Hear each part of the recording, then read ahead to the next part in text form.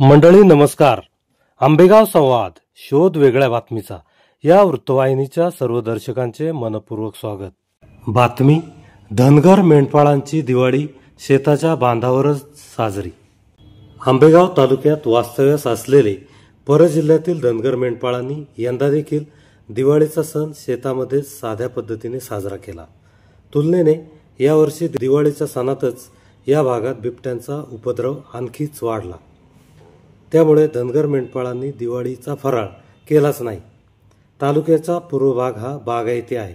त्यामुळे अहिल्यानगर जिल्ह्यातील पळशी, वनकुटे, ढवळपुरी, गाजीपूर या भागातील शेकडो धनगर मेंढपाळ याच परिसरात गेले अनेक वर्षापासून वास्तव्यास आहेत. चांडोली, थोरांदळे, रांजणी, वळती, नागापूर, भागडी, शिंगवे, पारगाव या परिसरात 200हून अधिक वाडे धनगर मेंढपाळांचे आहेत. नुकताच संपलेला दिवाळीचा सण धनगर मेंढपाळांनी शेताच्या बांधावरच साध्या पद्धतीने साजरा केला.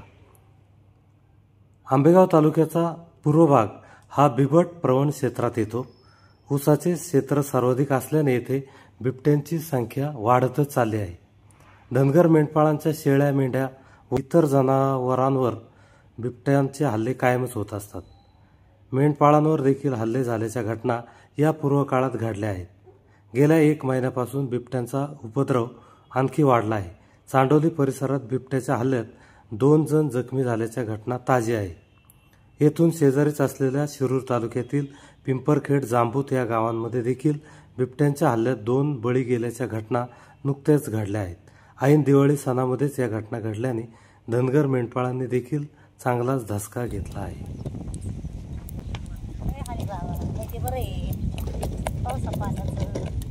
नाही, दिवाळी केली का नाही? का बर?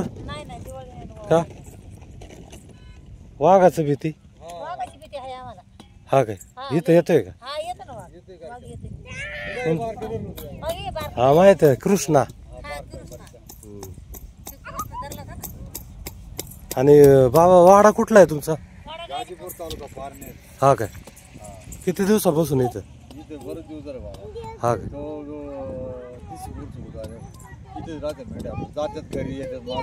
हा काय आता इकडं वाघाचं प्रमाण वाढलंय. हा ना.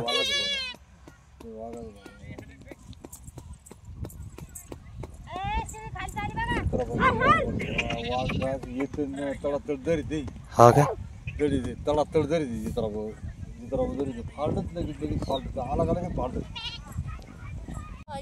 बकरून नेलं ओढून आणि कोकरा नेलं ओढून दोन नेली सगळं दोन नेली.